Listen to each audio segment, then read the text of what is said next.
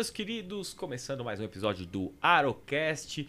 E hoje vamos mudar um pouco, a gente fala muito de investimento de criptomoedas, vamos falar até um pouquinho, mas não é só sobre isso, vou falar sobre negócio, vou falar sobre marketing digital, como você pode utilizar o marketing digital para alavancar o seu negócio, principalmente um negócio físico. E por isso que hoje eu vou trazer um convidado, um grande amigo meu, Guilherme Calegari, que está voltado aí para a área de buffets, festas de casamento. E você imagina, será que isso poderia utilizar marketing digital? Muitas vezes a gente pensa naquele produto digital e não, a gente pode sim utilizar e por isso que eu estou aqui com ele. Seja muito bem-vindo ao Arocast. Valeu, Raro, muito obrigado, uma satisfação estar aqui nesse podcast maravilhoso e obrigado pelo convite. Obrigado.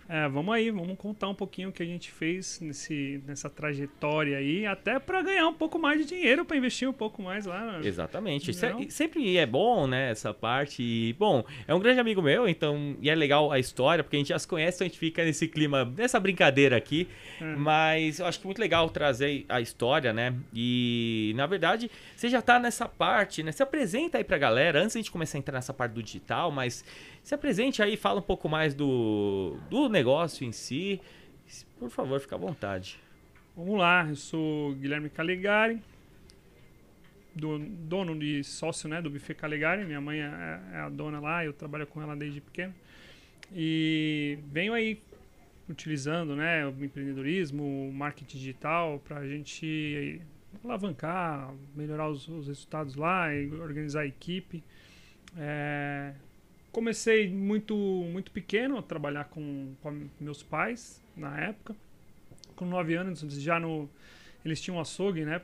No açougue, por acaso, antes dos mercados venderem carne nos mercados, né? Isso no começo dos anos 90? Teve essa época que poucos supermercados vendiam carne e tinha muito mais açougue. Não sei se vocês lembram, mas tinha dessa época aí, que eles tinham um açougue pequeno lá em Guarulhos. Aí depois começaram deu uma engrenada e meu pai sempre foi de fazer coisas diferentes também. Então ele tinha um açougue e tinha uma sorveteria uma época. Empresário. Ele era muito doido. Ele mesmo fazia a máquina de sorvete e aí fez lá e vendeu. Mas aquela coisa, a sorveteria tem época que vende e não vende, né? No inverno acaba não vendendo tanto. Eu não sei se foi essa questão, mas aí teve uma época que teve frango assado, ele tinha assim nas paredes, assim, uma maquinona grande de frango assado e fazia lá, também vendia pro pessoal. Aí resolveu comprar um outro açougue numa região um pouco melhor lá em Guarulhos. Esse primeiro era no Jardim Vila Galvão, era uma praça ali e tal, tinha um mercado, um público meio limitado. Já o outro era mais um porte um pouco mais nobre, perto do Bosque Maia, lá, grande. O pessoal conhece bastante lá, um parque grande lá em Guarulhos. E aí a gente meio que... Eles começaram a também fazer pequenos eventos, começaram a mexer com espetinhos de churrasco e vender, só que foram aumentando as encomendas, eram 100 quilos, 200 quilos, eles começaram a também levar e sempre oferecer um pouco mais. Não quer que eu vou lá e levo um pão, uma maionese, um vinagrete. E aí a galera foi pedindo. Certo momento deixou esse açougue lá o primeiro, né? E começou a trabalhar no outro. E aí eu já comecei a trabalhar, meio que por livre e espontânea obrigação, porque... Livre e espontânea pressão, né? Quando a gente fala. Obrigação, se não fosse, já apanhava mesmo. Eu já tinha uns 9 anos, era muito cedo. Mas foi bom que comecei a mexer com dinheiro, eu ficava no caixa lá, fazia algumas produções de espetinho, mexia lá também um pouco, e comecei já a trabalhar e ver como que era esse mundo de adulto. Uma época lá, chegou o próprio açougueiro, chegou com uma planta da casa dele, mandei fazer a minha planta aqui, e na época era R$1.000, assim, e na época R$1.000 era dinheiro pra caramba. Falei, nossa, R$1.000. E a professora já tinha falado pra mim, você aqui, você gosta de fazer professor de educação artística, você gosta de fazer essas aqui? Isso é coisa de engenheiro. Falei, pô, dinheiro, né? Ó, Legal. Aí o cara chega com um desenho e fala que é R$1.000 um desenho. Falei, aí que eu vou trabalhar. Eu gosto disso, dá pra ganhar dinheiro, vou pensar. E foi por causa disso, então, que você acabou iniciando pra você fazer arquitetura depois? Eu já fiquei nesse na cabeça, né? Falei, pô, olha, esse negócio de arquitetura, engenharia e tal. É interessante. Tanto que eu entrei no curso de engenharia civil primeiro. Lá em Alphaville, fiquei 2 meses, entrei naquela sala cheia de homem. Falei, não, isso aqui não é pra mim, não. Ó, ali nada demais. Tinha assim, 2 tranquilo. mulheres, 60 homens. Falei, não vou ficar com essas cuecas aqui, não. E aí fui assim, também era mais perto, o meu padrasto na época, depois meus pais que se separaram e tal. Uhum. Só voltando um pouquinho da história, aí o buffet começou a rolar, né? Aí daquelas festinhas que era, leva a fazer o espetinho, um negócio, leva uma coisa a mais, no final virou um buffet. E assim, começaram primeiro festas infantis, e aí depois os casamentos. Minha mãe vendia um casamento no balcão do açougue. E eu ficava no açougue ali, no caixa, principalmente fim de semana, que aí eles começaram a sair do açougue. Uhum. E acho que eles pensaram, vou deixar o Guilherme lá, que já tá meio grandinho, entende de... eu ia bem na escola lá, entendia de matemática, essas coisas e tal, porque é uma pessoa conhecida e os açougueiros não vão engrupear a gente ali. Uhum. Porque deixa o açougue sozinho, qualquer negócio você deixar sozinho não rola, né? E eu ficava ali no açougue e cuidava, principalmente de fim de semana que era muito trabalho, e eles iam para as festas fazerem as festas. Começaram os casamentos já, eles começaram a rodar em em torno de São Paulo, levando o buffet e fazendo as festas. A gente não tinha local ainda na época. Até que, num dado momento, eles foram pra Serra. Aí deu um tempo que eu já comecei a acompanhar eles também nas festas. Já ia também... Você começou a dividir, né? Não mais só o açougue. E aí o açougue começou a ficar mais segundo plano, né? Exatamente. Porque aí você realmente... O negócio começou a dar certo, né? Uhum. E aí qual foi o primeiro buffet lá E pra quem não sabe, os buffets são na Serra da Cantareira, ali na... pertence a Mariporã, né? Como município, né? Mas assim, tá bem na divisa. Entre a Zona Norte e Mariporã, no Exatamente. território ali. Mas já considera como Mariporã. Então, aí começaram a rodar, eu já ia acompanhando eles, e o Calegari foi o primeiro que, na verdade, deu oportunidade para eles já pegarem mais festas, deu uma parceria fixa de buffet no primeiro momento, e aí depois minha mãe eles arrendaram lá, eles já meus pais juntos ainda, eles deu uma proposta lá para arrendar. Arrendar você paga um certo período lá, 4 anos de aluguel, e você pode fazer quantas festas queria. No momento ainda eles ganhavam porcentagem, o dono, né, ganhava porcentagem pelas festas. Depois depois eles deu oportunidade, eles ofertaram comprar, que foi uma loucura na nossa vida lá, porque meus pais não tinham grana, né, assim, tinha pouca coisa. Por acaso roubaram o carro da minha mãe lá na porta de Guarulhos, e esse seguro do carro foi uma entrada, e aí eles meio que se endividaram bastante, assim, para pagar o espaço, mas já começou a se vender as festas, as próprias festas iam se pagando. O buffet tem essa vantagem de você receber tudo, ou praticamente tudo, antes do evento, ou pelo menos você está garantido, né, que vai receber. Você passa no cartão de crédito. Antigamente não tinha muito isso, é mais cheque, né, cheque pré-datado. E aí começaram a fazer as festas já com um espaço. O dono lá pegou esse investimento e já comprou outro terreno e já fez outro buffet que deram para meus pais também tocar. Na separação, eles já para os meus 14 anos, na separação dividiu um pouco das coisas, foi meio loucura, né? Porque nada é programado. Imagina dividir uma empresa junto com os filhos e não sei o que, aquela briga toda. E aí o meu pai ficou com esse espaço novo, que era um espaço grande, né? E minha mãe ficou com esse outro espaço, com esse primeiro espaço nosso já comprado. Meu pai ficou com açougue, com as outras coisas, o carro e tal. E aí meio que foi nesse dado momento também eu já virei meio que o homem da casa, meio que a responsabilidade já dobrou, porque aí tinha minha irmã e minha mãe, num espaço que era no meio da serra, no meio do nada assim, então já tive que ficar mais alerta, mais me ligasse assim, que eu teria que tomar conta da galera lá. Aí fui trabalhando, mas fazendo coisas assim, simples, mas sempre trabalhei. Feira de Copa, era garçom, era manobrista de carro, de tudo portaria. Um pouco, né? E você sabe que sempre falta alguém, tem um probleminha, você vai se encaixando conforme a necessidade, né? Acho que quem trabalha em negócio de família sabe bem como é, né? Você estando ali no meio... Você aprende e evita a galera fazer coisa errada, entendeu? Sim. E eu fiquei sempre pensando, pô, como que eu poderia melhorar isso aqui? Eu acho que é um pensamento que sempre eu tive na cabeça. Como que eu posso melhorar esse negócio? E juntando com aquele pensamento lá que eu tinha da arquitetura, eu falei, pô, se eu fazer um espaço legal, bonitão e tal, pô, vai vender mais, vou poder vender mais caro e tal, vai ajudar a galera aqui. E outra que eu não gostava do buffet é de trabalhar de fim de semana. Você fala, vou me liberar, vou ficar tranquilo. Você sabe que também não... Posso aqui, eu via o seu Pascoal, que era o dono lá, ele construía e vendia, sabe? E ganhou muito dinheiro. Ele fez bastante coisa, fazia casa. Esse próprio esse buffet era uma casa de veraneio, ele já montou um negócio ali, começou a fazer aproveitava, falou, eventos, referência, né? Vendeu, já fez outro, depois ele vendeu aquele, fez o Itália, que a gente também é nosso hoje. Depois ele fez mais 2, que é o do Binho, do pai do Binho lá, que toma conta. Legal. E aí, enfim, aí eu queria fazer arquitetura, acabei fazendo, estudando e tal. E fazendo algumas obrinhas ali no buffet. E eu também via que estava desorganizado o negócio, né? Que poderia ser mais. Claro que quanto mais tempo vai passando, vai se organizando um pouco. Mas o negócio estava muito familiar ainda, muito informal. Meus pais não estudaram empreendedorismo nem nada, entendeu?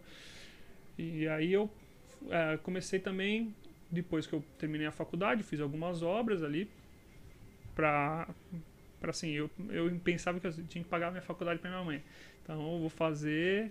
Aí minha mãe já me deu um espaço pra tocar, falou assim, você não quer ir lá pra Itália pra tocar o espaço lá, tá dando algumas reclamações e tal, tá precisando. Falei, não, e ele ainda me ofereceu assim, não, te dou 20 mil de salário, e você vai lá. Falei, mãe, nem sei o que fazer com esse dinheiro aí e tal. Terminou o curso da faculdade, mas também já visava essa questão de investimento em imóveis, né? Porque, pô, se eu pego um imóvel mais ou menos, reformo ele, faz um projeto legal, ele vai valorizar, posso alugar, posso vender. Sim. E também nessa época você já estava formado já? Você tinha acabado de se formar, você estava ali no formado, final. Quase formado. Mas eu estudava dia de semana, trabalhava com a minha mãe no escritório. Na época do final fazia o estágio ainda de arquitetura e fim de semana fazia as festas. E o negócio assim, fui lá e organizei o Itália, começou a melhorar. Numa época foi até o espaço que mais vendia. Também tinha uma boa estrutura comparada. Hoje o legal é que a gente reformou tudo, né? Sim, ficou bem bonito. E já também tomei essa consciência de que a arquitetura era muito bom para o negócio nesse negócio de evento, restaurante, enfim, o ambiente chama atenção, né? O ambiente o cara vai, o olhar, né? Ele vai se deslumbrar ali, é um sonho, é um dia de sonho, né? Das pessoas. Então, ele quer o lugar mágico, né? Sim. Até para você comer, você vai num restaurante, você quer um ambiente legal. Você quer um ambiente legal, bom. Todo mundo quer. Você não quer ir num conforto, aí tem coisa, comida boa, conforto, atendimento, tudo, né? Aí você vai, mas o que é a primeira impressão é o visual. Sim. Não adianta. Se você tem um espaço, inclusive depois da reforma, né, do Calegari, sim, você vê, ficou muito bonito. Então assim, só da pessoa entrar lá, o cara, opa, sucesso. Já começa. Ele já se encanta pelo lugar. É fundamental. E eu comecei, nas obrinhas eu vi a importância também de se contratar um arquiteto. Também. E aí você falou, opa, essa parte agora... aí mexe com o empreiteiro, aí tem obra, tem a galera, também é uma outra gestão que também. Você sabia como, mas falou, beleza, mas eu não quero mais fazer a gestão sobre isso. Assim, naturalmente era uma coisa tem um conhecimento, né? Que não cabia muito pra mim. Eu gosto de acordar tarde, sempre acordei tarde, desde pequeno. E a galera começa de manhã, 7 ou pouco você tem que estar lá. É uma outra dinâmica lá, que, pô, é bem fundamental. Mas eu fiz um estágio com uma galerinha, com um casal de arquitetos lá que eram muito profissionais, muito bons. E pelo que eles cobravam, o que todo arquiteto cobra, e o que a gente ganhava no buffet, valia muito mais a pena a gente deixar essa responsabilidade para eles. E aí deixou isso para eles. E ali também, quando eu terminei o estágio, eu falei, vou voltar para trabalhar com a minha mãe, que financeiramente é difícil um arquiteto ganhar o que a gente ganha no buffet, entendeu? Sim. Assim, para mim estava claro, por mais que gosta de arquitetura e tal. Eu não sei se eu sempre sonhei. Claro que tem esse negócio, mas eu não tenho muito esse negócio de sonho, vou trabalhar com o que gosta. Pô, eu gosto de música eletrônica, que a gente gostava, gosto de surfar, gosto de um monte de coisa. Mas é difícil unir isso pro trabalho. Eu acho que tem que ser o trabalho no final das contas, né? A gente fala isso aí pro pessoal, todo mundo quer trabalhar com o que gosta. Mas dentro do que você gosta, sempre vai ter coisa que você não gosta. Então, não ache que você vai encontrar, não, só vou fazer coisas que eu gosto, a não ser que você viva de hobby, entendeu? E mesmo assim tem problemas. Então, nem tudo é tão simples quanto parece também. A arquitetura é um negócio muito legal, mas o trabalho de fazer os projetos, de estar muito junto do computador por muitas horas, é uma coisa que eu não gostava. Já muito. É um perfil para outro perfil, talvez. Putz, era complicado ficar muito ali sozinho no computador. Eu gosto de algumas horas. Eu sou meio que... Tem gente que fala que é introvertido, extrovertido. Eu acho que eu sou ambivertido. Eu tenho horas de introvertido, mas preciso também de extroversão. E essa parte não gostava tanto, porque era precisava ser muito introvertido. Claro que você gerindo obra, você também vai para um pouco da extroversão. E o negócio dos eventos lá era legal, porque tinha muita gente, a gente se divertia lá. Até hoje eu vou e brinco com todo mundo lá do buffet e tal. E aí, voltando um pouquinho na história, deixei a galera fazendo as obras lá. Claro que a gente se reúne para ver projeto, o que vai fazer, mas aí hoje não preciso me preocupar exatamente com isso. E aí vamos focar no buffet. Já na época, meu padrasto já tinha um pouquinho de gestão, ele mexia com leite, né? Fez uma carreira de executivo. E ele falava um pouco desse negócio de organização, gestão e tal. E aí eu fui estudar. Uma das coisas também que me ajudou muito é sempre ficar disponível. E comecei os cursos online na Educar, na época. Curso de garçom, curso de apresentação, curso de jardinagem, tudo que precisava eu comecei a fazer. Eu lembro muito, porque diversos cursos, né, viagens para ver coisas novas, indo para a China, né? Isso começou a acontecer, mas eu acho que o curso foi o primeiro. E é o que a galera, às vezes, a gente fala, cursos, mas não adianta, se você quiser realmente, né, se dedicar a entender, você tem que buscar as referências para você buscar melhorar. Por mais que você fique ali no dia a dia, você tem que ter a parte teórica junto com a prática, para você até saber onde melhorar, né? Não é só teoria nem só prática. Sim. Isso aí, eu acho que foi um dos fatores chaves aí para o sucesso também, né? O conhecimento encurta muitos caminhos. Né? São os atalhos. É isso que a gente fala para as pessoas. Você vai pegar uma mentoria com uma pessoa, independente do assunto. Seja finanças, seja jardinagem, não importa.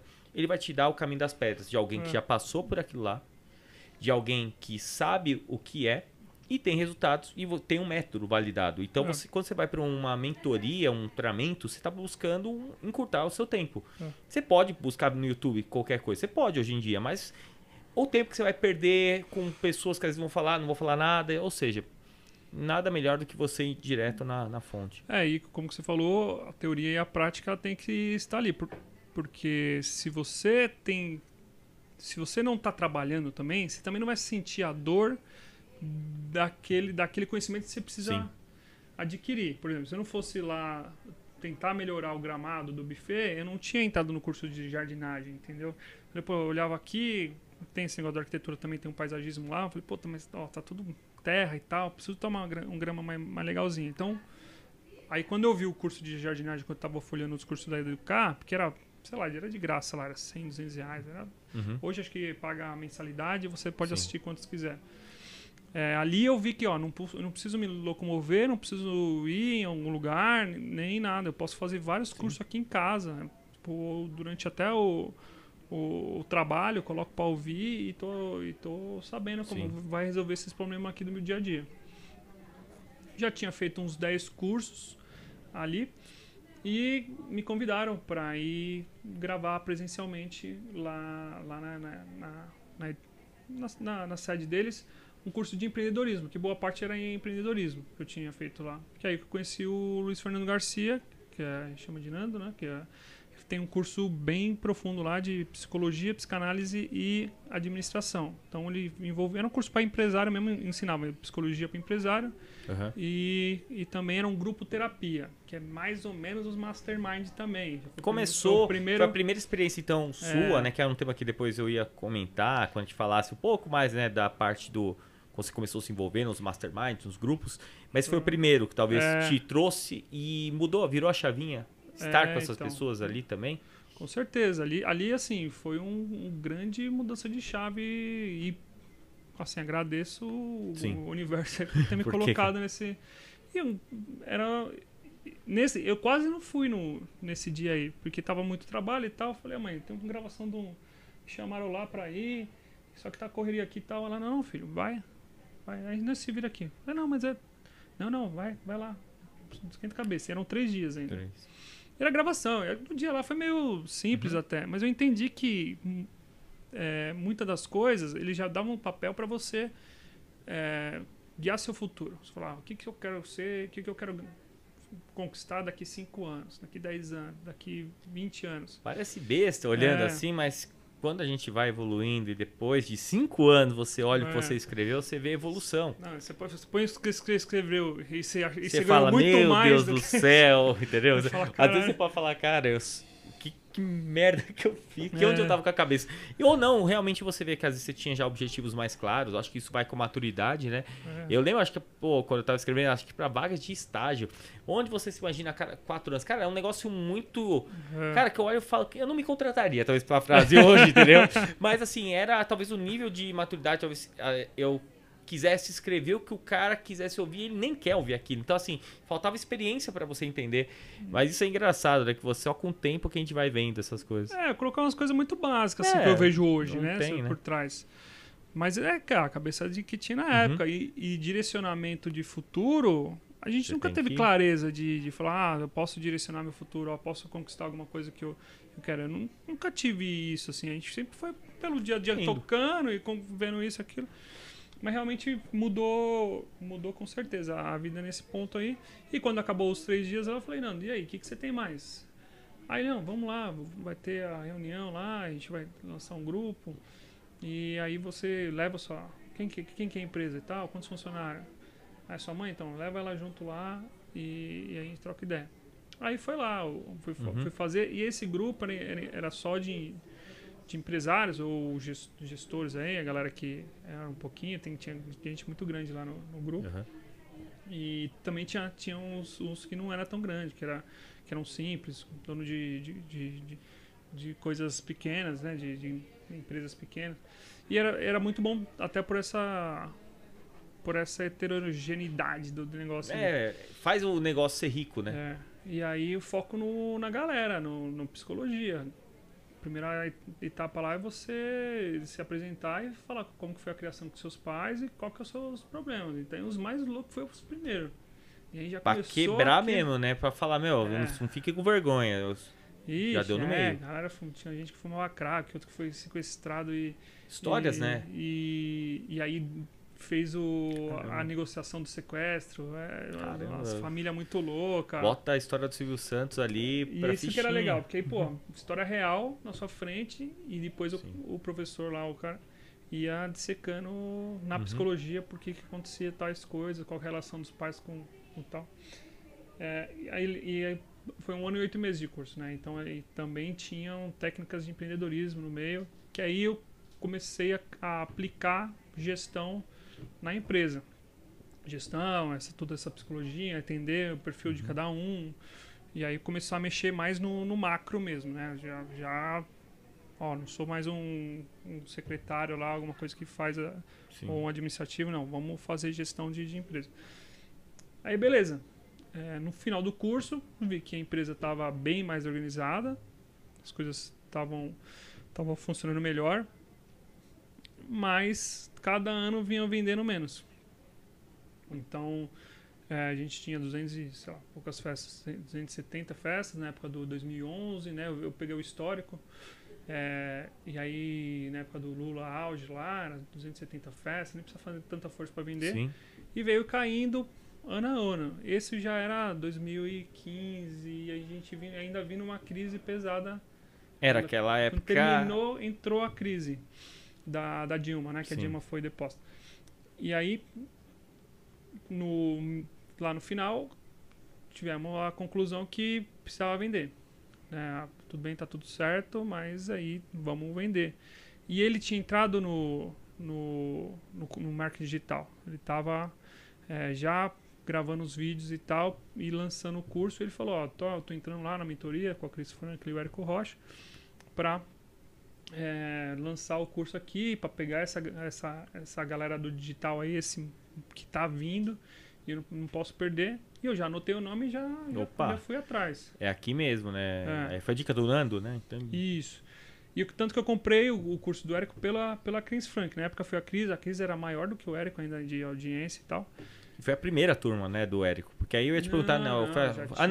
Ele já tinha feito fórmula de lançamento lá fora, ele lançou, mas assim, foi Fórmula. Pelo Fórmula ainda. Ah, tá. O Fórmula já tinha uns 4, 5 anos, já tinha uma galera, a Cris mesmo, meio mentorada, porque primeiro ele pegou os afiliados e tal, e meio que juntou, fez um mastermind lá. Então já tinha. E foi no... Beleza, comprei, nem vi o vídeo lá, já comprei o curso, acho que era 4 mil na época, e já coloquei para execução lá no primeiro mês, e foi bem no mês que eu fui para a China com um dos amigos lá do curso. Ele trabalhava em importar coisas da China e eu precisava comprar cadeiras para melhorar nossas cadeiras. Era de ferro, né? Não era tão legal. Já tinha umas cadeiras de madeira aí no mercado, vindo nos bufês mais renomados e tal, e eu queria trazer. Achei que era mais barato. Aí organizei os e-mails, as coisas que tinha que fazer para essa promoção, digamos assim, né? Que é um primeiro lançamento, é um tipo de lançamento que eles faziam lá, que ele ensinava a fazer, lançamento já na parte digital. Também já tinha organizado um pouco mais o conteúdo, que na época era no Facebook ainda, e eram só fotos. Então, na época a gente postava uma foto por semana. Era achando que tava bem. Nossa, eu postei uma vez por semana. Hoje em dia, se você falar pro cara que posta só uma vez por dia, você fala, só? Peraí, você não tá trabalhando, não? Não faz nada? Então, era uma vez por semana. E começou e era bom já. Já dá uma mão. Não, mas assim, acho que era o ponto, né? Que você pegou, eu ia perguntar quando que você entrou, né? Que foi exatamente nesse ponto aí que você comentou agora, dessa troca aí de governos, crise no Brasil, né? Mas você já tinha essa ideia, porque você estava comentando ali pegou do Nando, pegou os nomes ali e falou, beleza, vou olhar isso aqui. Acho que isso aqui vai dar. Mas você já tinha uma ideia ou foi meio que assim, cara, eu vou ver... Ou você já estava com um plano para o marketing? Não, você falou, vou conhecer esse negócio. Nem gostava muito de venda. Nunca gostei de venda. Nem era uma clareza para mim que venda era importante, sabe? Nunca achei que... Apesar da minha mãe ser gênia, vendedora, tanto que ela vendia as festas de casamento no balcão do açougue. Quem quisia comprar uma festa de casamento no balcão? Minha mãe é genial nesse ponto aí. Mas é um ponto engraçado porque a gente fala assim, o que você faz no final das contas, né? E a gente às vezes não tem essa consciência de vendas. Eu faço, dou aula, tal. No final só tem uma profissão na vida. Todos somos vendedores.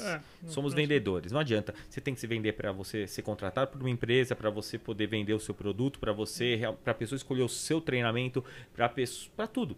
Então a gente às vezes deixa de lado, colocando o vendedor somente como uma profissão, esquecendo que o processo de vendas é um processo do dia a dia, né? Geral, é muito importante. E lá no curso lá, claro que quando você está no meio de grandes empresários, a galera ou gestores grandes aí de empresas e tal, se fala muito disso, né? De faturamento, de venda, de tal. E eu comecei a pegar mais ou menos como é que funcionava, né, o negócio lá.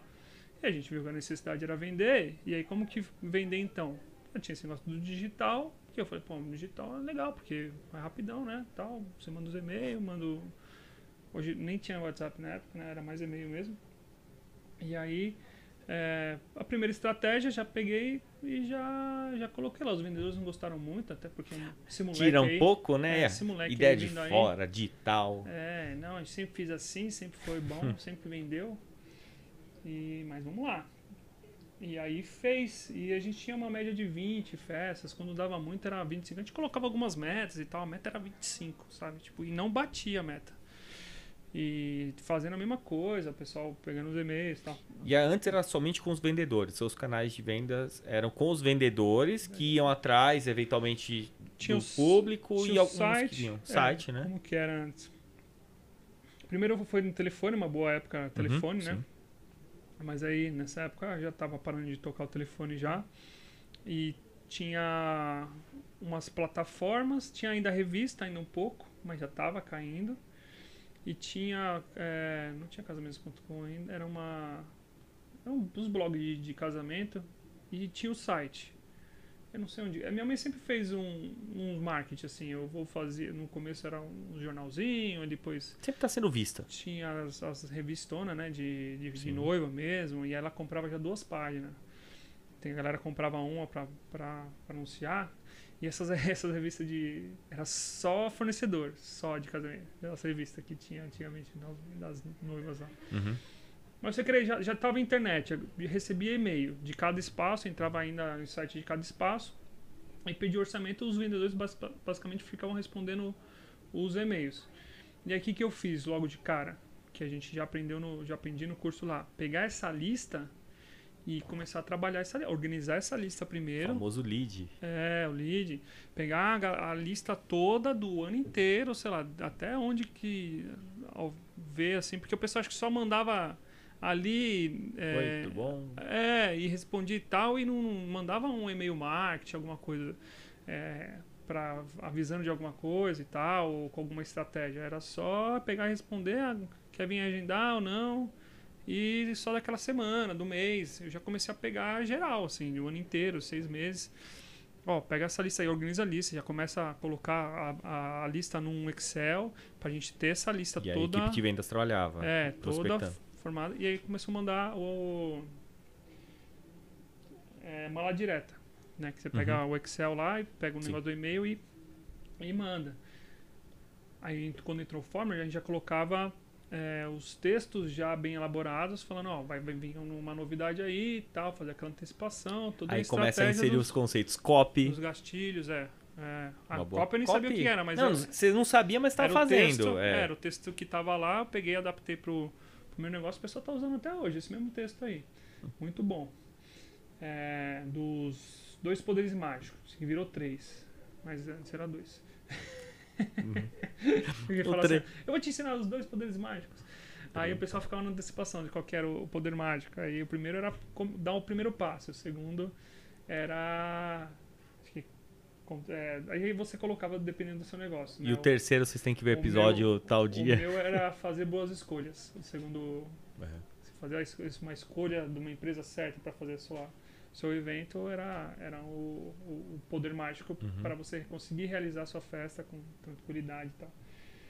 E, já dobrou o número praticamente dobrou, né? A gente tinha uma média de 20, vendeu 35 nesse mês aí, e teve a loucura que nessa mesma época eu fui pra China, chegou na China, não era o WhatsApp que tinha, não tinha Facebook. Que era bem onde você anunciava.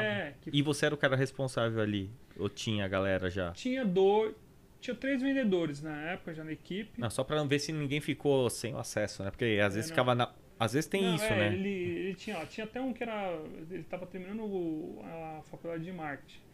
Mas ainda não fazia o que precisava fazer lá das coisas. E aí o Facebook que não tinha mais. Não tinha WhatsApp, né? Era outra coisa. Mas acho que era o Facebook mesmo que não tinha, mas o e-mail tinha. Então, eu no dia certo os que precisavam mandar, eu mandava o e-mail para ele, manda esse e-mail aí pra galera. E pedi para fazer lá. Acho que tinha mais uma coisa que não tinha lá no... Querendo ou não, é muita coisa bloqueada lá, né? Instagram já tinha Instagram. Tava bem no começo do Instagram. Era o chat lá, né? Que é tudo chat. É um único lá do governo, né? A gente sabe na China tem muita coisa assim, né? Quando eu peguei o avião no aeroporto, tava o Instagram bombando de orçamento, da galera comentando lá que eu tinha colocado o primeiro dinheirinho no tráfego. Era Entendi. R$400. Eu tinha colocado. Foi a primeira utilização do tráfego, bem na viagem da China. Assim, você pagou, vou pegar o voo. Vamos ver, e o negócio lá. Falei, caralho. Rapaz, que experiência, hein? Aí chegou lá, não podia ter acesso ao Instagram nem o Facebook. E aí mandei manda esses e-mails pra galera aí e tal. E aí vendeu o que vendeu. Aí eu falei, vamos dar um tempo. Não vamos fazer outra promoção dessa aí não, porque acho que não dá certo fazer próximo agora. Dá uns meses aí. Eu queria fazer só em novembro. Queria fazer. Sendo que hoje você falaria o quê? Faz agora. Faz de novo. Já faz logo. E aí os próprios vendedores viram a estratégia lá e eu tava querendo vender. E eles começaram a fazer em outubro. Começaram, vou fazer isso tá, do jeito deles lá, achando que eles estavam manjando. Falei, não, você quer fazer? Vamos fazer direito então. É assim, vamos lá, é assim que faz. E aí a gente fez em outubro também. Dobrou as 40 festas. E aí fizemos em novembro já em seguida. De novo, dobrou. Aí nessa época eu tava também vendo algumas coisas lá e aí vi o Mário Vergara lá falando assim, o esquema é você... O pessoal fala muito de aproveitar as coisas que você não sabe e ser mais completo, mas o que tem que fazer mesmo é aproveitar as coisas que você sabe ao máximo e sabe? E pra frente. Aproveitar aquilo que já dá certo e estimular mais. Falei, que dá certo os meses, né? Olhei os meses da histórico lá e janeiro sempre era um mês que dava bom. Que tinha uma venda um pouco maior que os outros meses. O pessoal vira o ano, fala, não, vamos casar, né? Vamos vida nova, já pede em casamento ali, depois, agora vamos pra frente, né? Tem muito, a gente brinca, mas tem. Aí eu comecei a pensar, né? Porque que era, Natal junto à família, a galera sempre pergunta, e aí, vai casar esse ano? Vai? Como é que vai ser? Famosa pergunta do tiozinho. Aí chega ano novo ainda, passa um ano novo legal, faz as festas e sempre aquela coisa, eu falei, isso aí, vou estourar aqui, vou colocar R$1.000. É agora. Vou fazer, né? R$1.000 pra estourar. Se 400 foi assim. E estourou, mano. Vendeu 60 festas, né? Porque lá ficou até besta. Isso era que ano? Pra gente ver. Porque 2016, acho. Porque eu pergunto, porque no marketing digital, acho que começou aí, 2015, vai muito 2016. Rápido, né? Só que a gente vê 2023, se você falar, vou colocar 1.000 em tráfego, eu falo, cara, não faz muita coisa hoje. Claro, depende do alcance que você quer. Mas assim, é diferente, né? A gente rodava antes, as coisas evoluíram muito rápido nesse meio, né? E eu até comentar, depois de você terminar essa parte, na pandemia que chegou, porque o que a gente estava falando até antes, né? Se quiser já aproveitar para emendar, como foi depois dessa evolução com o marketing e tal, mas depois chegou na pandemia. E agora? O que fazer, entendeu? Foi aquela hora que pro seu negócio físico, que depende ali de estar fisicamente entregando, né?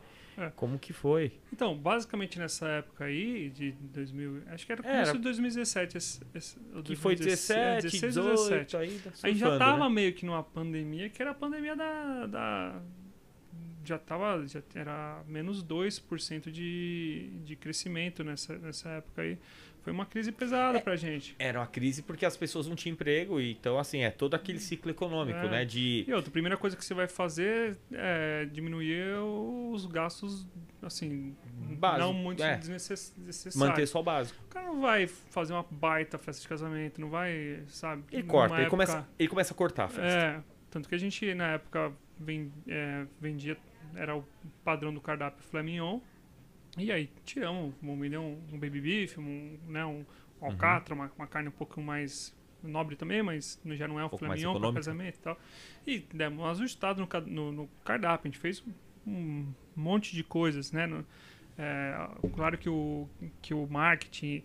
Aliás, uma das coisas que funcionou também na época é você tirar a margem para ganhar quantidade. Então, as festas ficaram um pouco mais baratas. A gente dava um desconto para vender quantidade. Faz parte do negócio. Todo negócio, se for querer fazer escala, você vai ter que mexer nesse ponto. E às vezes até umas restrições para né, da minha mãe, do pessoal lá, que achando que não estava indo bem por causa disso.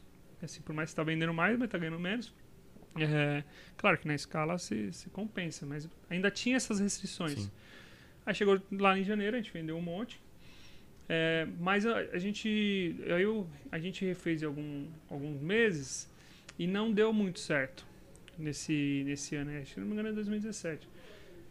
Aí a gente passou 2017 meio camelando, assim. Tinha uns que dava um pouco certo, outros que não dava tão certo. Vendendo, se mantendo. Vamos ver, sobrevivendo. Foi um ano de sobrevivência aí, né? Pra testar algumas coisas. No geral foi bom, sabe? Mas ainda não tinha essa clareira da consistência. Teve algumas, na época lá, algumas publicações nossas que deram muito certo e por isso também trouxeram esses bons resultados, que tudo você depende, né, de o que você produz de conteúdo, a galera que vê, o negócio viraliza ou não, é meio que uma sorte com competência meio louca. Mas não tinha essa clareza de que eu tinha que cada vez mais produzir mais conteúdo e esse conteúdo também ser divulgado e aproveitar eles também da maneira certa. Até hoje a gente está mapeando e melhorando essas questões. A gente brinca que no marketing digital a gente está testando todo dia, né? A gente fala, vamos começar, temos um norte, vamos começar a testar dessa maneira e se a gente vê o que está dando mais resultado, a gente vai ajustando. É sempre esse ajuste, né? Porque nem sempre aquilo que viraliza é bom pro seu negócio. Às vezes viralizou por causa de uma música, no fundo, que fez viralizar e não necessariamente vendeu, ele teve views. Às vezes é um conteúdo polêmico aí que a gente teve essa conteúdo polêmico que deve dar uma viralizada, só que você pega isso aí, você vislumbra. Não, esse aqui estourou, vamos aqui aproveitar isso aqui.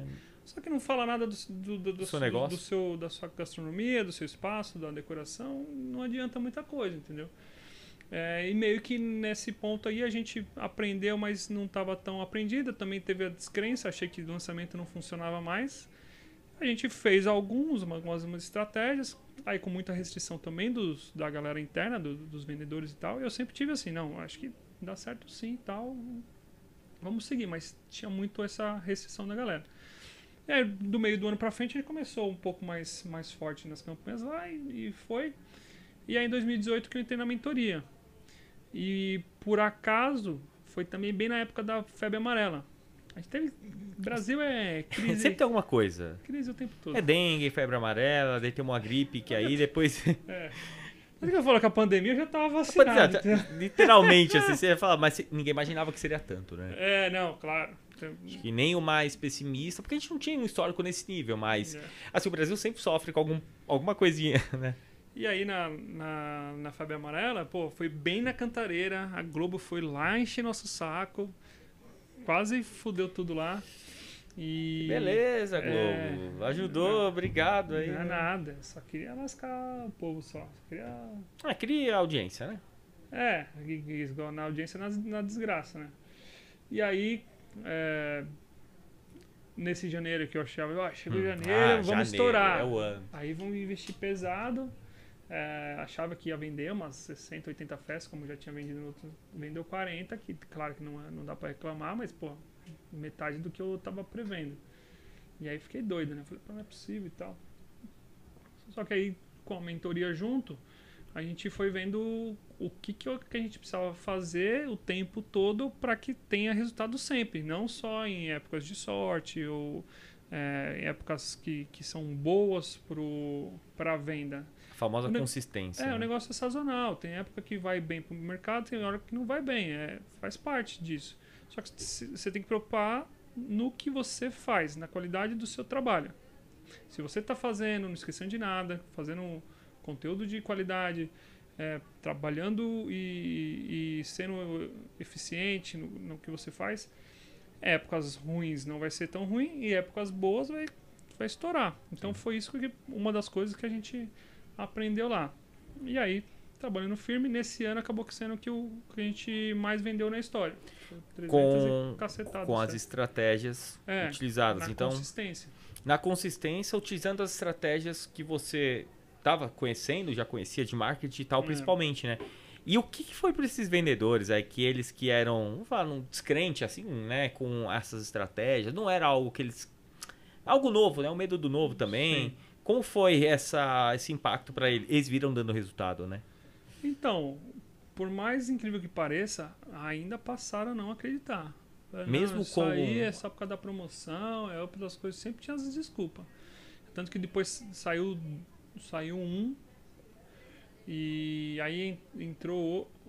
saiu dois, um começou a mexer com as pirâmides lá.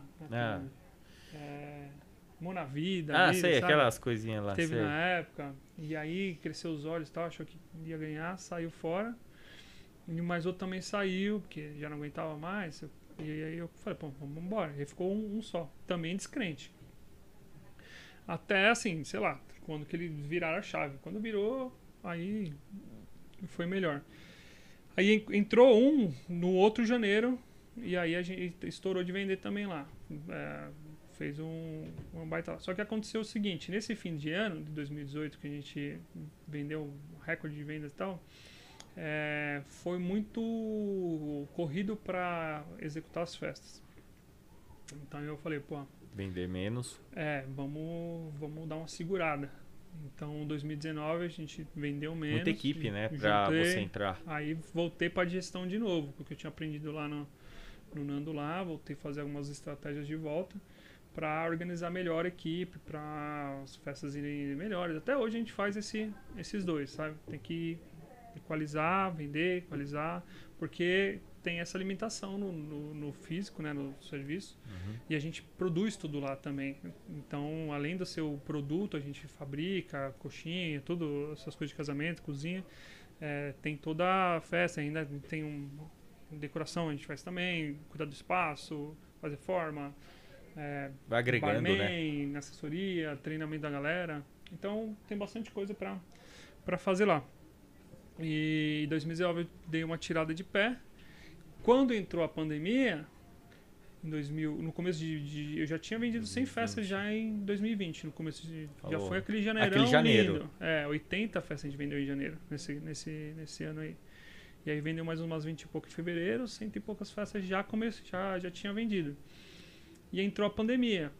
Claro, a gente não sabia que ia durar tanto tempo. Mas eu já tinha aprendido muita coisa lá na mentoria, na parte do marketing digital, vendo o pessoal também lançando, fazendo esses cursos online, que eu falei, pô, aqui ainda eu tenho muita coisa para aproveitar nesse marketing aqui. Não estou fazendo nem 10% do que a já está tendo um bom resultado, né? Já tinha, porque até hoje pouca gente faz alguma coisa relacionada a isso. Aí, quando começou a voltar, já estava liberando as festas e tal, comecei a fazer live no Instagram, já falei, agora eu tenho que voltar de novo para venda. Eu já estava mais na parte da gestão. A gente foi fazer também o Marcelo Germano, muito bom, que também fala mais de gestão. Eu quase fiquei preso lá em Floripa, lá, quando eu fui visitar ele tinha feito essa gestão. E ele levei minha mãe para fazer também, porque é interessante também, todo mundo tá falando a mesma língua, né? Aí voltei para venda e comecei a fazer as lives. E aí as lives também, a gente faz basicamente um lançamento igual a galera faz aí, de aula de 3, 4 aulas e depois vende. No caso, a gente vende as festas. E vai dando muita dica, né? É legal dessas lives, porque eu acho que dentro do seu, vamos falar, do nicho, né? De casamento, muita gente tem dúvida, né? Os noivos, eles querem casar. Ponto. Eles sabem que eles querem uma festa, ponto.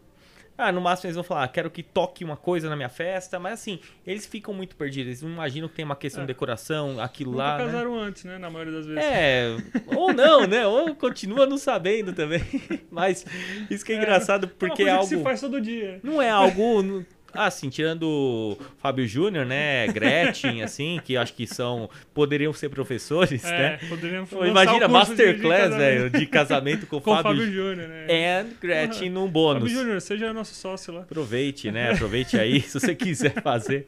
Mas assim, tirando esses ícones aí, a gente não é uma coisa que faz todo dia. Então, assim, as pessoas têm muitas dúvidas e é legal que ao longo, né, das lives, já acompanhei as lives de lançamento, mesmo não casando ali, nem nada, mas acompanhando para ver, né? E é legal porque você vai dando dicas. Então as pessoas, elas vão ganhando uma confiança também no trabalho, elas vão entendendo e elas veem também uma oportunidade para fazer, caso tenha uma promoção e tudo mais, né? Só fica mais seguro. Eu acho que assim, independente se a pessoa fecha comigo ou não, a ideia é estar ali esclarecendo o que é importante para se fazer nesse dia. Se ela vai fechar comigo, se vai fechar com o vizinho, com, sei lá, em outro estado, em outro país. A gente está ali para ajudar eles a fazer essa festa com maior privacidade, segurança e tal. Também falando das possibilidades de coisas que tem no mercado. E 2020 foi foi complicado, não foi tão complicado, porque a gente já tinha garantido uma boa parte no começo do ano. E aí depois, 6 meses, a gente também teve uma sacada aí um pouco mais da minha mãe, mas quando ela me falou da ideia, com certeza, que foi... A gente já tinha um plano de reformar o Calegari, já tinha um projeto e tudo. Só que a gente ia fazer em 2021, no meio do ano, já tinha separado 4 meses. E aí foi exatamente, aproveitou.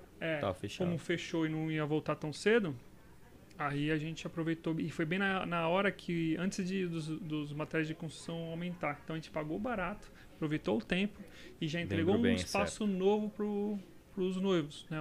O salão de festa. Foi um baita salãozão bacana, tanto que é o maior sucesso hoje lá. E entregou para frente toda aquela loucura, né? De remarcação de eventos, tinha que conversar com... Aí o pessoal, vamos remarcar meu evento. Bem no começo ainda foi uma loucura. Não, fechou a pandemia e tal. E o pessoal começou a ligar e a gente lá em Floripa, que a gente foi tirar uma semana e aproveitamos para estudar. Eu conheci o pessoal da empresa lá, trocar uma ideia, ver como é que funciona esse negócio de gestão. E aí o pessoal começou a ligar, já loucura. Não, precisam remarcar minha data também. Aí liga a noiva, aí liga o noivo, aí liga a mãe da noiva, aí liga o pai da noiva, aí liga a mãe do noivo, aí liga o pai do noivo, aí você faz isso vezes 200 pelo menos. É loucura. Não é fácil. Não é fácil. Foi loucura. E, enfim, a gente acabou que fez as remarcações que precisava. Foi um período bem conturbado mesmo. Não fechou tantos eventos naquele ano, mas depois já de junho para frente a gente já começou a fazer as lives, já começou a fazer as promoções, falar da reforma que a gente tinha feito. Primeiro a gente divulgou o projeto, um pouco da reforma, depois mostrou ele pronto. E o pessoal se animou bastante. Acabou que não foi tão ruim, né? Tava também numa época propícia, o mercado tava girando bem, juros baixos e tudo mais. Até que a gente começou a ver tudo virando de novo, assim, começando todo o ciclo, né, de novo, com o combate, a inflação subindo e tudo mais, que começou a virar... pra mim, naturalmente, tá que foi começando esse ano. Agora, o impacto. Porque o ano passado, 21, também foi recorde de venda. Talvez porque uma demanda reprimida também? Talvez. Eu acho que ainda tinha muito dinheiro no mercado. Agora talvez. E a gente também ficou melhor em fazer os lançamentos, as vendas, melhorar a gestão e tudo. Para mim, 2021 foi o melhor ano da história. A gente vendeu bastante, fez bastante festa, também todas com qualidade, que já tinha a gestão um pouco mais profissional. E essa é o trabalho, né? De vindo aplicando gestão e vendendo cada vez melhor e melhorando as coisas. Tem outros projetos para o futuro também, de mais espaços e tal. E também comecei a fazer o podcast com a minha noiva. Eu ia perguntar como foi, né? Em outubro, né? Porque mesmo a gente indo para essa etapa já mais final aqui, é legal porque o podcast, eu acho que é legal assim, para a galera que tá assistindo a gente aqui, é uma forma da gente contar uma história, da gente passar informação, da gente falar de coisas interessantes aí e de uma maneira descontraída. E para negócios, tem muito podcast que fala de negócios, sobre empreendedorismo, tem vários falando sobre investimentos. Mas sobre o casamento eu nunca tinha visto. Eu não sei, talvez tenha uma pessoa ou outra que fala, mas assim, poucos, né? E aí como foi essa história de aproveitar o seu casamento pra contar essa história e colocar no podcast, né? Pra ir trazendo os temas. Ali junto na galera do marketing digital, você vê que é a necessidade da produção de conteúdo. E a gente produzia algumas coisas, algumas lives de vez em quando, mas sempre achei que poderia ser melhor, ser mais profundo, mais específico. E aí hoje a gente resolveu casar, né? Basicamente eu resolvi, ela não queria muito fazer a festa, mas eu tem um buffet, né? Amigo, tem que fazer. Já tava 2 anos morando junto e vamos casar aí, né? Aí separei a data lá, o negócio foi engraçado, que eu não consegui pedir ela em casamento, porque ela trabalhava na Sabesp na época e 1 ano e meio antes já... Programar as férias. Tinha que programar as férias e eu já tinha marcado a data, que era no 1º de outubro, que é o nosso aniversário de namoro. E aí ela queria programar as férias para... Nessa data não, você tem que ser... Para antes, né? Eu falei, pô... Tem que ser depois, porque aí a gente vai viajar, vai fazer a lua de mel. Aí não deu pra convencer. E aí tive que falar, uma bosta. Não foi muito bem dentro do programado, né? Tive que avisar ela que ela ia casar. Você vai casar, né? Foi um pouco diferente, foi. Não, se você quiser, né? Mas beleza. Aí a partir disso a gente falou, eu tive ideia de, né, conversei com ela pra gente passar esse processo do casamento, a gente conversar com os profissionais que a gente for falar. Muitas das 3 vezes lá foi minha mãe, porque fez espaço de decoração, mas como uma explicação das coisas também, né? Mas como se fosse, né, um convidado. Contratar. E boa parte desses convidados aí era pra gente tirar dúvida mesmo das coisas que a gente precisava fazer, né?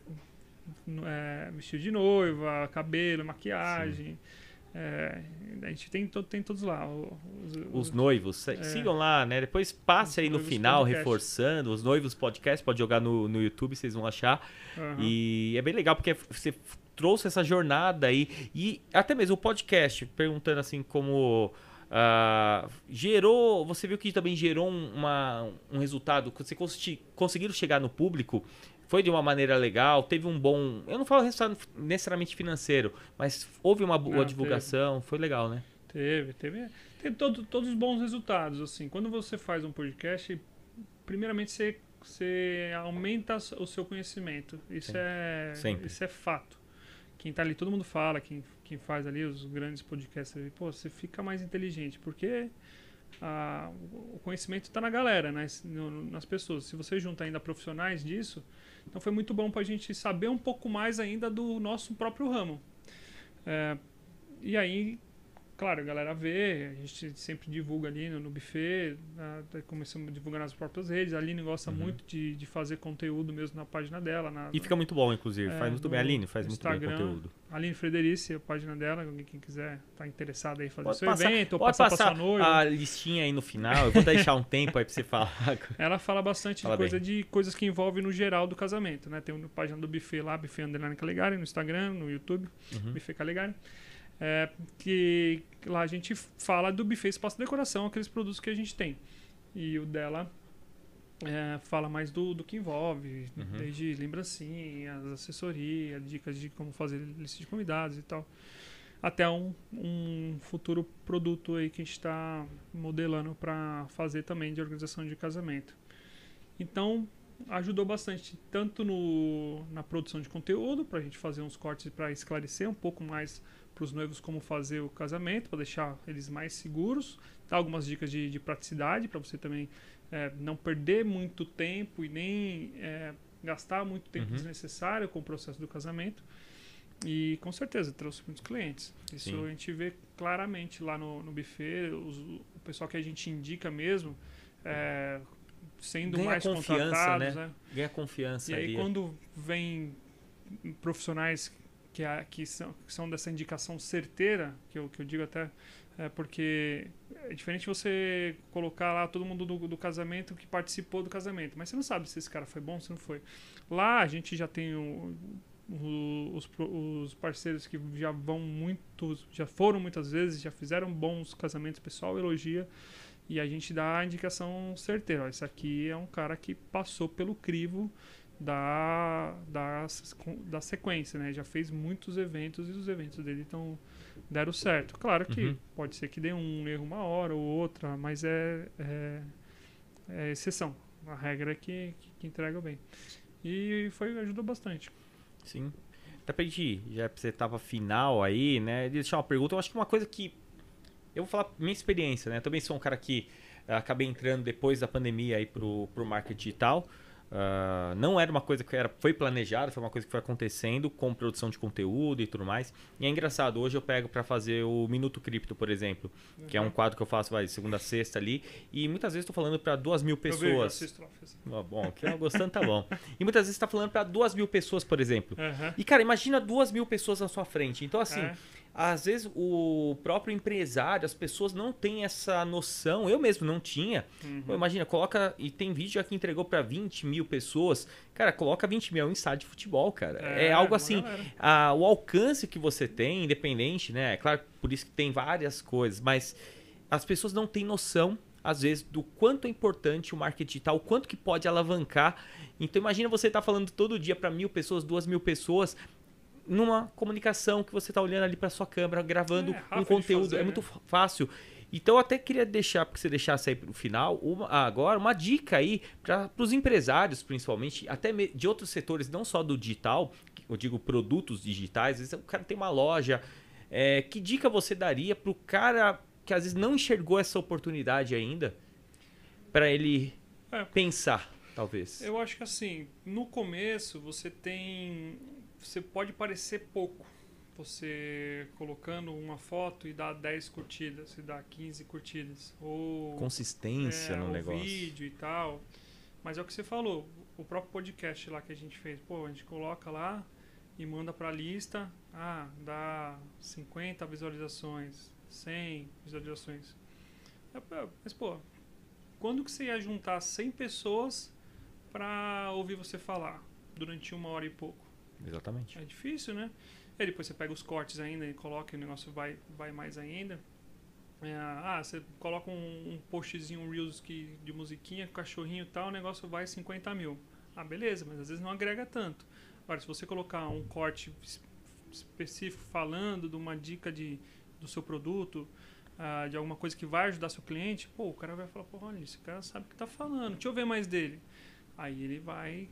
comprar o seu produto, mas que seja para uma pessoa, para 5 pessoas, pô, você já tá atingindo aquela pessoa que está interessada naquilo que você quer vender ou ajudar, se for um professor a ensinar, ou então vender o seu produto. E a galera do produto físico, produto e serviço físico ainda está muito no começo. Como eu falei, eu sou meio no turma do marketing digital, sou um bichinho estranho lá. Pouca gente usa isso para o físico ainda. E tem uma possibilidade enorme. E, claro, aí já colocando um pouquinho do espeto na bunda de quem não quiser mexer nisso aí, quem não entrar e não colocar e não assim, se envolver e produzir... Estar presente, né? Assim, eu até acho que tem que entrar de cabeça, não vai mais existir. A empresa que não tiver no digital, esquece. Seu negócio não existe, né? Tem uma frase, eu não lembro exatamente, mas é isso. Se o seu negócio não está na internet, seu negócio não existe. Tem as empresas que vão entrar na internet e tem as empresas que não existirão. É basicamente isso. Dificilmente... você vê hoje... Quando você vai pesquisar... Qualquer loja, as lojas ali da Santa Ifigênia, que sempre foi o mais das coisas, estão caindo. Por quê? É muito mais fácil você comprar no Mercado Livre. Entrega em casa, não tem que ir até lá. Muitas vezes o pessoal tá numa região que o acesso não é muito bom, caro. Demora tempo. Eu acho que vai ter algumas coisas, mas só as que sobressair. Outras vai ter que rebolar aí, mudar de... o digital precisa fazer. É uma mudança... aquele pouco esforço que dá muito resultado, sabe? 80-20 que o pessoal fala. É os 20% das coisas que você faz que dá 80% do resultado. E igual o Bruno Pereira fala, né? Muitas vezes eu vi, e depois cada vez vai fazendo mais sentido. Para você começar no digital, você precisa de um celular. Um celular para começar. E que você tem a perder? Nada. Que você tem a ganhar? Tudo. Então, foca.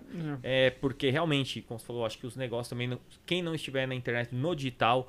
E assim, não só para alavancar o negócio, como foi o caso do Calegari, mas para existir mesmo. Para que você tenha e que sim, que hoje a gente está vivendo no celular. Tá no computador, no celular, tá online em qualquer momento. Então a gente deixa aqui coisas. Então se você não tiver no acesso das pessoas, às vezes ela nem olha a loja que está na rua, ela passa na frente, ela não olha. Mas se tiver aqui uma divulgação no Instagram que ela tá, aí ela consegue ver, né? E é nesse ponto de ajudar as pessoas mesmo, assim. Não adianta você também só chegar no digital lá e querer vender. Não, tem que agregar. Ganhar confiança. Acho que a comunicação parou de ser para você, tem que conversar com as pessoas. É uma troca, é uma conexão que você vai fazendo, independente do setor. Acho que tanto finanças como tudo. Tem que ter confiança, tem que ter a identificação, né, da pessoa com o que está sendo dito. E se as coisas realmente forem ganhando, talvez futuramente, um dia, quem sabe, você pode até vender um produto. Mas não é esse, é um foco de confiança que as pessoas vão querer te ver para entender mais. E até às vezes você abrindo mão de interesses seus. Sim. Tem um exemplo lá, eu ensino as pessoas a acertarem o número de convidados no dia da festa. Por quê? Eu via que muita briga. Muita festa, o pessoal contratava 150 pessoas, por exemplo, chegava lá, vinha 120, 130, e aí 20, 30 pessoas que você deixa de convidar e é seu prejuízo, porque eu tô ganhando como buffet, eu tô preparado para atender as 150 pessoas. Se vir menos, tô lá, já fiz docinho, já fiz coxinha, tá tudo lá, não tem que devolver mais nada. Mas eu via que isso era um problema para os noivos, então hoje eu ensino a galera a chegar mais próximo possível lá daquele número que ele realmente contratou e não ter prejuízo com isso. E aí, por consequência, eu acho que pela honestidade e tudo mais, tem gente que confia, pô, o cara tá abrindo mão de um dinheiro ali que ele podia ganhar fácil para, assim, ajudar, né, basicamente. E eu acho que tem que gente mesmo, para mim, eu tenho um interesse também das pessoas irem lá, gostarem da festa, indicarem para outras pessoas, voltarem. E essa é a ideia, de ganhar no longo prazo, não só no curtíssimo, né? Exatamente. Isso aí, Guilherme. Obrigado. Aí acho que deu para agregar muito. Acho que a história foi é sempre sobre histórias, né? Na verdade, nem tudo é sobre só negócio. São sobre histórias. Como que as coisas deram certo. Da história aí de sua mãe vendendo ali no balcão do açougue uma festa já de casamento e realmente entrando. A você ver como foi e a evolução do negócio com os estudos, com a dedicação e também com essa alavancada que vocês conseguiram fazer, quebrando objeções com o digital, né? Queria agradecer aí pela presença, deixar para você fazer as considerações e deixar todos novamente os contatos aí para o pessoal poder seguir, inclusive o buffet, para ver a produção dos conteúdos, não só o podcast e os noivos, né? Mas ver tudo isso daí. Com relação um pouquinho para entrar, só para a gente deixar de falar dos investimentos, eu acho que todo esse aprendizado, essa história sempre está melhorando, fazendo coisas melhores e ajudando as pessoas. E isso com certeza vai ter uma troca e você, ou no curto prazo ou no longo prazo, vai ganhar mais dinheiro e vai poder garantir mais um pouco o seu futuro, né? Investindo em ações, que eu estou já, né, fazendo uns buy and hold, sou buy and hold. Também não gosto desse negócio de dinheiro fácil. Deixar lá o dinheiro, vai pouco a pouco ganhando, mas está protegendo o capital. Claro que a gente tem um pouquinho em imóveis, um pouquinho em ações, um pouquinho em cripto, mas é esse de trabalhar o dia todo dia. No digital acaba sendo não é fácil para todo mundo, mas ajuda bastante quem consegue, quem é persistente. E o importante é fazer sobrar o dinheiro para te garantir um pouco lá no futuro. Aí, as redes... o meu Instagram é guilherme.guicalegario, mas não uso muito, tá? O pessoal tá lá, mais para os amigos. O que eu uso mais para trabalho mesmo lá é o Buffet _ Calegari, com 2 L's, Calegari. Os Noivos Podcast no YouTube. Tem se vocês quiserem alguma coisa relacionada a casamento. Eu vou deixar depois embaixo nos comentários aqui. Vocês podem tem bastante passar. rede. Eu vou passando todas, né? Mas eu acho que o mais importante, achando o buffet, né? o podcast que a gente falou. Depois eu vou deixar o da Aline também. Aline Frederici, acho. Frederici.